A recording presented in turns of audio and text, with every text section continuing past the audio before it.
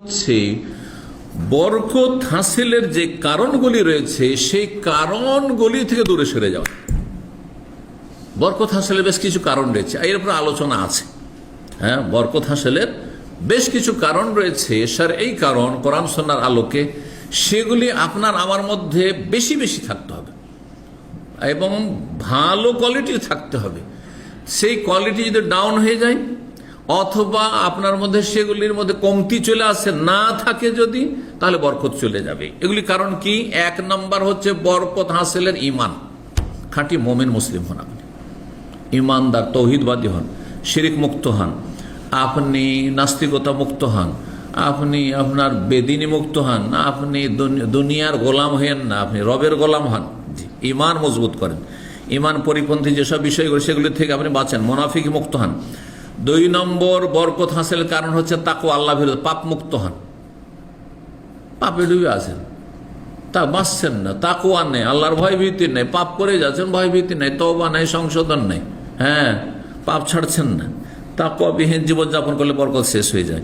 তিন নম্বর বরকত হাসিলের উপায় হচ্ছে নামাজ। 5 ওয়াক্ত নামাজ পড়ে বরকত হবে। আল্লাহ বলছেন ওয়ামুর আহলাকা বিসসালাতি ওয়াসতাবির আলাইহা, তুমি নিজেও নামাজ পড়াও, তোমার আহাল পরিবার, ছেলে মেয়ে, স্ত্রী সবাইকে সালাতের হুকুম করো। তারপরে বলছেন যে লা নাসালুকা রিজকা, রিজিক চাই না, তোমার কাছে কিছু চাই না, এই নামাজের মাধ্যমে তোমার কাছে কিছু টাকা পয়সা চাই না, নাহনু নারযুকুকা, আমি তোমাকে রিজিক দেব, আমি রিজিক দেব। নামাজের সাথে আল্লাহ বর্ণনা করেছেন কিসের কথা? রিজিকের কথা। তার মানে নামাজ পাবন্দির সাথে পড়লে আপনার স্ত্রীও যদি নামাজি হয়, আপনার ছেলেমেয়েরাও যদি নামাজি হয়, যখন সাবালক সাবালিকা হচ্ছে, আপনি যদি নামাজের পাবন্দি করেন, ওয়াস্তাবির আলাইহা, এবং সব সময় নামাজ পড়েন, নামাজের উপর সবর করার কথা আল্লাহ বলছেন, তাহলে আল্লাহ রিজিকের রাস্তা খুলে দেবেন। আল্লাহ রিজিকের রাস্তা খুলে দেবেন। নাহনু নারযুকুকা, রিজিক দেব। তুমি চিন্তা করিও না যে নামাজ পড়াতে আমার একটু মসজিদে গেলে উজু করে যেতে আধা ঘন্টা এতে নষ্ট হয়ে যাবে। এক শ্রেণীর লোকেরা বলছে এই ধরনের কথা, কুফরি কথা, এটি নষ্ট, ইবাদত বন্দেগী নষ্ট হয়ে যাবে। আর এই সময়টা আধা ঘন্টায় আমি কাজ করি, তো যারা মোটা অঙ্কের ইনকাম করে তাদের মুহূর্তে মুহূর্তে অনলাইনে বসে বসে ইনকাম, এই আধা ঘন্টার মধ্যে অনেক ইনকাম হয়ে গেল। না না, কখন ভাববেন না। সালাতের মাধ্যমে বরকত হয়। যদি সালাত না থাকে, সালাতে ঘাটতি থাকে, ফজর পড়ছেন না, কিসের বরকত আশা করছেন? 4 নম্বর বরকতের মাধ্যম হচ্ছে দোয়া।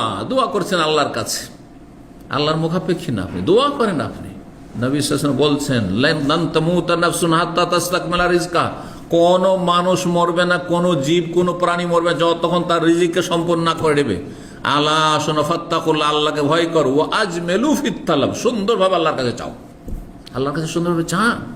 অভাব আছে, আল্লাহ তুমি অভাব দূর করে দাও, রিজিকে বরকত দান করো, আমার প্রয়োজন পুরা করো, তৌফিক দান করো, যাতে করে মানুষের দ্বারস্থ না হয়, মানুষের কাছে লাঞ্ছিত না হয়, ছেলে মেয়েগুলো আমি পড়াইতে পারছি না, আল্লাহ তুমি সাহায্য করো।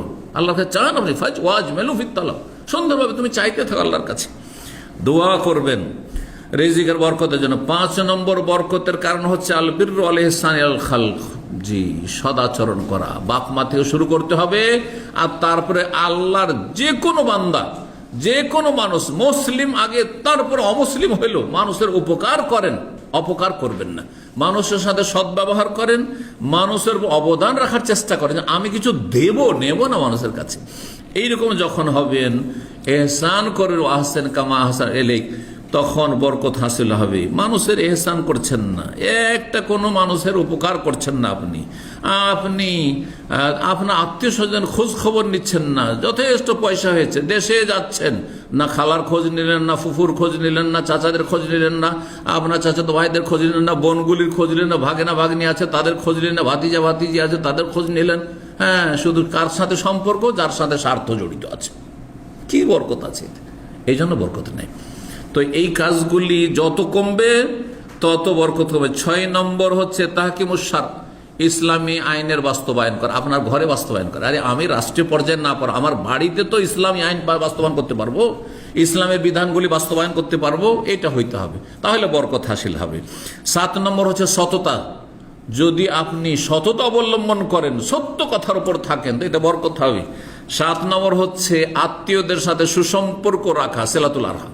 অনেক আত্মীয়রা আছে খারাপ আচরণ করবে, খারাপ করো, আপনি মন্দ করবেন না, আপনি ভালো করেন, ইদফা বিল্লাতি হি আহসান, আল্লাহ বলছে যেটা বেশি ভালো সেটা দিয়ে খারাপকে দূর করো। শুধু ভালো দিয়ে মন্দকে দূর করতে পারেনি, বেশি ভালো দিয়ে, বেশি ভালো দিয়ে। আপনি দেখছেন যে আমি দেশে গিয়ে যদি দেখা সাক্ষাৎ করি তো এতে একটা ভালো পড়বে, মানে সম্পর্কটা এগিয়ে নেওয়া যাবে কিছুটা, কিন্তু এর চেয়ে ভালো ইমপ্রেস পড়বে, এর চেয়ে ভালো প্রভাব পড়বে, মানে সুসম্পর্ক বহাল হবে যদি আমি প্রত্যেকের জন্য কিছু হাদিয়া নিয়ে যাই অথবা কিছু টাকা পয়সা দিয়ে আসতে পারি আমার গরিব আত্মীয় স্বজনদেরকে, তাহলে এতে সুসম্পর্কটা আরো বেশি বৃদ্ধি পাবে। কারণ মানুষের স্বভাব হচ্ছে নুন খেলে গুণ গাইবে, ব্যতিক্রম কিছু থাকতে পারে, নিমক হারাম, কিন্তু অধিকাংশ মানুষ কিছু নুন খেলেও গুণ গাইতে বাধ্য হবে। সুতরাং এই কাজগুলি যে যত বেশি করবেন তত বরকত হবে, আর এই কাজগুলি থেকে যত সরে যাবেন বরকতের কারণগুলি থেকে যে 8টি বর্ণনা করলাম তত বেশি জীবন থেকে বরকত হয়ে চলে যায়। আল্লাহ আমাদের ঈমানকে মজবুত করার তৌফিক দান করেন।